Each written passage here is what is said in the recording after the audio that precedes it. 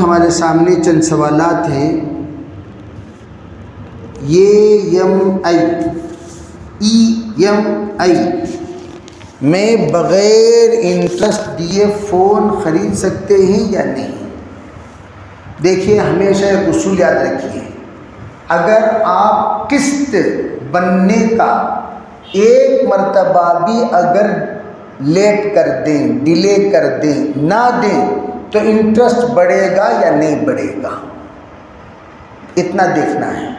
اگر انٹرسٹ بڑھ رہا ہے جائز نہیں بھئی ایک بار ڈیلے ہو گئے تو تم انہوں صبر کر لیتی، پرواہ نہیں، چھوڑو بھئی آئندہ بار تمہیں آ کر دے ڈالو بولتی، جائز ہے. شارٹسٹ تمام ایک ہی اصول، اسے کہتے ہیں اصول کلی. بعض لوگ زیرو انٹرسٹ وہ لینے کے تک کے زیرو انٹرسٹ ہے، لینے کے بعد اس کے بعد انہوں جو انٹرسٹ ڈالتے ہیں وہ انٹرسٹ، انہیں انٹرسٹ سے انٹرسٹ بڑھا بھی سکتے ہیں. تو لینے تک کے زیرو انٹرسٹ، لینے ڈاؤن پیمنٹ ٹھیک ہے، زیرو انٹرسٹ بولیں گے پابندی سے. اگر ایک بار بھی نہیں بنیا تو کیا ہوگا؟ انٹرسٹ بڑھے گا. جب بڑھے گا تو وہ ناجائز. ایک آدمی EMI میں فون خریدا مگر ابھی EMI کی رقم پوری نہیں کیا، تو دوسرا آدمی اس کے پاس سے مکمل رقم دے کر خرید سکتا ہے یا نہیں؟ وہ مسئلہ دیکھ لو. ایسا ہے تو اسے غیروں کے حوالے کر دو. غیروں کو حلال حرام کی کیا بھی تمیز نہیں ہے. ان سے کو تمہیں لے لو بھائی، کوئی آپ کا غیر فرینڈ ہے اسے دے دو. آپ مسلمان کو گناہ میں مبتلا نہیں کرنا. ایک مسلمان دوسرے مسلمان کو گناہ میں مبتلا نہیں کرنا، ورنہ یہ بھی گنہگار وہ بھی گنہگار. انٹرسٹ کی رقم ٹیکس میں دے سکتے ہیں یا نہیں دے سکتے ہیں؟ کیونکہ اس وقت ہندوستان کا جو رخ ہے وہ دارالحرب ہے. 10 سال پہلے تک انہیں دارالامن تھا. دارالامن وہ ایک لمبی تفصیل ہے، اس پر میں جاؤں تو پھر آدھا گھنٹہ اس میں لگ جائے گا.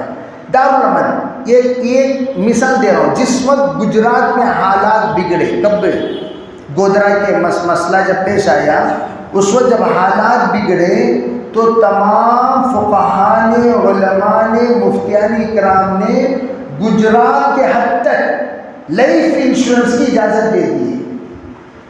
کس کی بولو بھائی؟ ارے غور سے سمجھو. کیوں؟ اس لیے کہ ہمارے یہاں تو لائف انشورنس جائز نہیں، حرام ہے. تو کیا ہوا؟ 1 کو مار، 10 کو مار، 15 کو مار، 20 کو مار، کیا ابھی فرق پڑ رہا نہیں. کیوں؟ کیا فرق پڑتا؟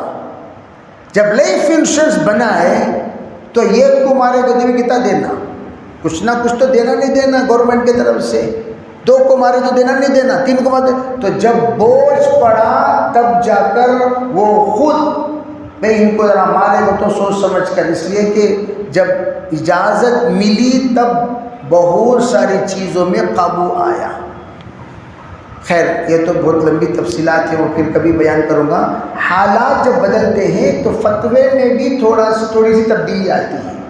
اسی طرح اس وقت لائف انشورنس کی تو اجازت نہیں ملی، لیکن اس وقت میں جو ہم پر ظلم ہو رہا ہے، ایک کرنٹ آپ یوز کر رہے ہیں، اس کا تو آپ انٹرسٹ کے پیسوں میں نہیں دے سکتے. پانی یوز کر رہے ہیں، انٹرسٹ کے پیسوں میں نہیں دے سکتے.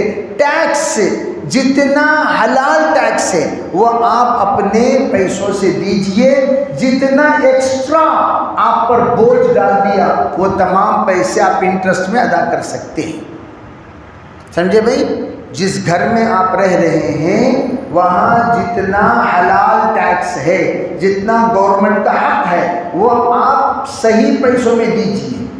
اور جتنا ایکسٹرا پیسہ وہ پینالٹی وغیرہ ڈال دیا، یہ ڈال دیا، وہ ڈال دیا، بلا بتر ڈال دیا، وہ تمام چیزیں آپ ادا کیجیے انٹرسٹ کے پیسوں میں. اور ایک خاتون اپنے شوہر سے 10 ماہ الگ رہی، پھر 11ویں مہینے میں خلا لے لی، تو اب دوسرے شوہر سے نکاح کے لیے خلا کی عدت گزارنا ضروری ہے یا نہیں؟ ضروری ہے. خلا کی عدت گزارے بغیر وہ دوسرے کے لیے حلال نہیں ہوگی۔ جب سے یہ اپنے شوہر سے خلا لے لیتی ہے تبھی سے یہ ڈسکنیکٹ ہوئی، جب سے ڈسکنیکٹ ہوئی تب جا کر وہ عدت میں بیٹھے گی، عدت کے بعد وہ دوسرے شوہر کے لیے حلال ہوگی، چاہے 1 سال نہیں، 2 سال نہیں، 100 سال گزر جائے تب بھی وہ ڈسکنیکٹ نہیں ہوگی۔ ڈسکنیکٹ ہونے کے بعد، ڈسکنیکٹ یا تو یہ طلاق دینا یا تو یہ خلا لینا۔ فسخ نکاح جیسے بعض لوگ دھندا بنا لیے، فسخ نکاح کا دھندا، فسخ نکاح یعنی خود بخود جا کر نکاح ختم کرنا، اس کو علماء نے 3 جگہوں پر حلال قرار دیا۔ کب؟ جب شوہر گم ہو جائے، جب شوہر گم ہو جائے اور گم ہونے کے بعد 3 سال مسلسل تلاش کرنے کے باوجود، میڈیا یوز کرنے کے باوجود نہ ملے تب فسخ نکاح کر سکتے ہیں۔ شوہر پاگل ہو جائے فسخ نکاح کر سکتے، اس لیے کہ اس کو ہوش آواز نہیں ہے۔ شوہر کوما میں چلے جائے فسخ نکاح کر سکتے ہیں۔ شوہر زندہ رہتے ہوئے، سامنے پھرتے ہوئے فسخ نکاح نہیں ہو سکتا، یہ بات یاد رکھیں۔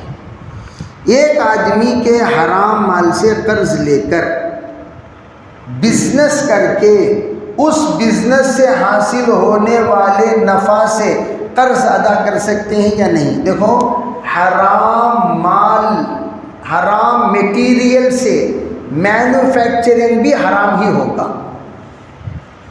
حرام میٹیریل سے مینوفیکچرنگ بھی حرام ہی ہوگا۔ کیا مطلب؟ حرام میٹیریل ڈال کر حلال مال نہیں بنتا۔ رأس المال، کیپٹل حرام ہو اور آمدنی حلال ہو، ایسا نہیں ہو سکتا۔ حرام سے چاہے آپ کتنی پاک آمدنی کیوں نہ بنا لیں، مثال کے طور پر حرام پیسوں میں مصلی خرید کر، تسبیح خرید کر، قرآن خرید کر، بیچ کر آدمی اس میں سے کمانا شروع کرے تب بھی وہ حرام حرام ہی رہے گا، وہ حرام حلال نہیں ہوگا۔ تو یہ بات ٹھیک ہے بھائی۔ اور یہ جو پہلا پرچہ کیا ہے، یہ دیواروں پر قرآن آیتوں کے توغرے وغیرہ ہو گیا، پرانا قصہ ہے۔